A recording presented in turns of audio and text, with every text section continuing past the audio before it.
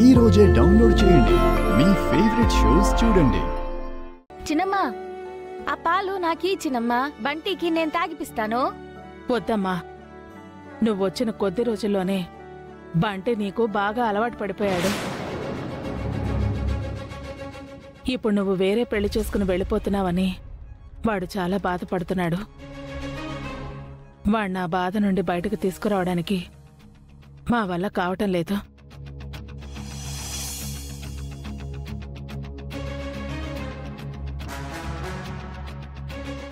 నువ్వు బంటికి కొంచెం దూరంగా ఉంటే మంచిదమ్మా. నేను బంటికి దూరంగా వెళ్ళలేను చిన్నమ్మ.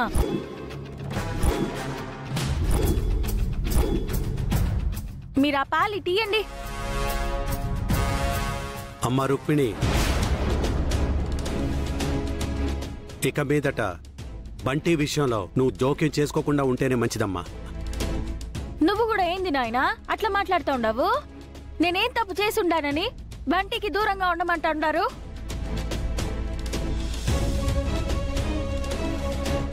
తాతయ్య, దీపులాగే నన్ను కూడా హాస్టల్లో జాయిన్ చేయండి తాతయ్య. సుమా, బంటి టాబ్లెట్లు వేసుకోవాలి. ముందు బ్రేక్ఫాస్ట్ పెట్టండి. అలాగే బావుగారు, కూర్చో బంటి.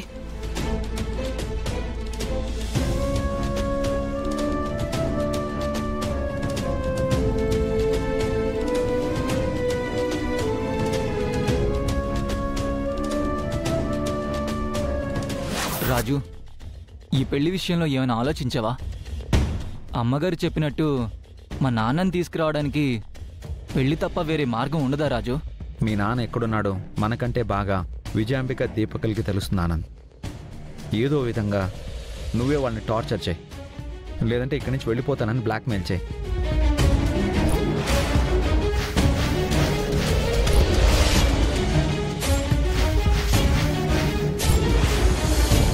రాజు, రాజు! పెద్దయ్య గారు ఎందుకో పిలుస్తున్నారు, వెళ్దాం పద.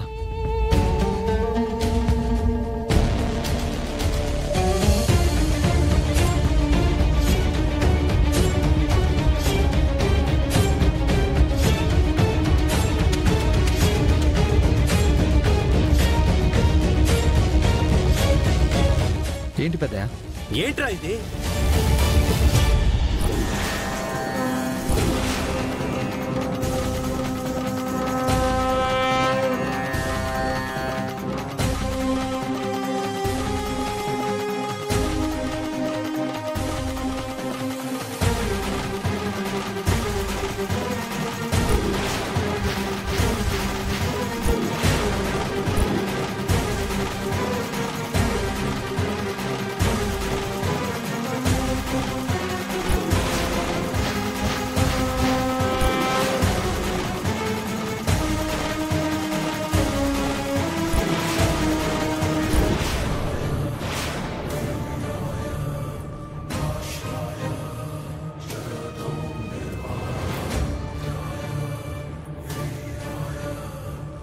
చెప్పరా, ఏంటిది?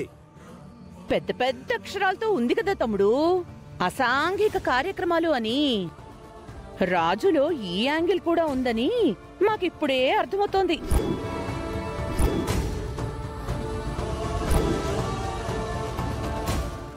అయినా రూప చనిపోయిందన్న బాధ కూడా లేకుండా ఇలా అడ్డమైన పనులు చేస్తూ కెమెరాకి చిక్కాడు.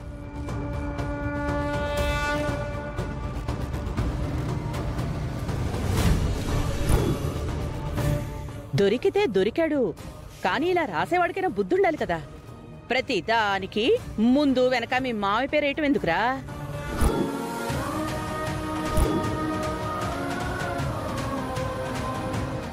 ఏం మాట్లాడుతున్నావు అక్క? రాజు మనకి చిన్నప్పటి నుంచి తెలుసు. ఈ తప్పు రాజు చేస్తున్నాడని మనందరికీ తెలుసు. రాజు గురించి మనకి తెలిసిన విషయం పక్కన పెట్టు తమ్ముడు. రాజు గురించి ఇప్పుడు ప్రపంచానికి తెలిసిన విషయం గురించి మాట్లాడుతున్నాం. ఆపండి. బంటి, నువ్వు వెళ్ళి స్కూల్కి రెడీ అవ్వు. అలాగే తాతయ్య.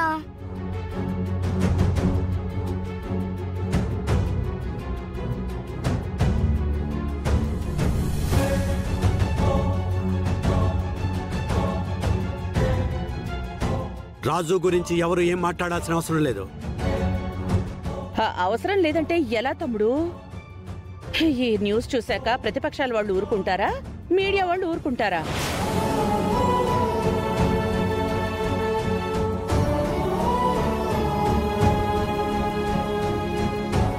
అత్తో, వాళ్ళకంటే ముందు నువ్వు ఊరుకునేలా లేవే. బావగారు నిప్పు, ఈ తప్పు చేసుండరు. అయినా ఇప్పుడొచ్చే వార్తల్లో నిజాలేడుండాయత్తా? మా అక్క పోయిన కాడి నుంచి బావగారు గడప దాటి కూడా బయటికి పోయినలా.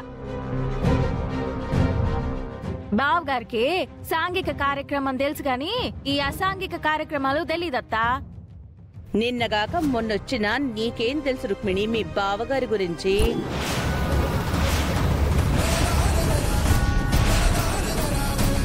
మీ అక్క బతికుండగానే ఇంకో అమ్మాయిని పెళ్లి చేసుకోవడానికి రెడీ అయిపోయాడు మీ బావగారు.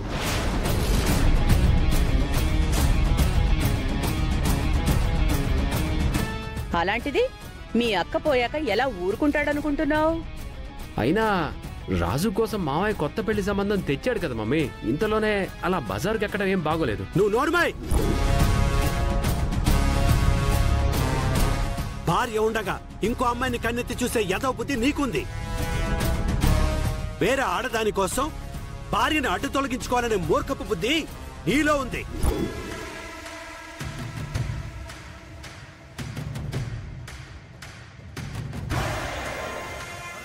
రాజు గురించి గాని రాజు క్యారెక్టర్ గురించి మాట్లాడే అర్హత మీకు లేదో. క్యారెక్టర్లో వాడి కాలిగోటి కూడా మీరు సరిపోరు. బాగా చెప్పినారు నాయనా. అత్త, నేను నిన్నగాక మొన్నొచ్చిందాన్నే, కానీ పాలేవో నీళ్ళేవో తెలుసుకోలేనంత అమాయకురాలనేమి కాదత్తా. నేను ఈ ఇంట్లో అడుగు పెట్టిన రోజే ఈడు నా మీద చెయ్యేసినాడు.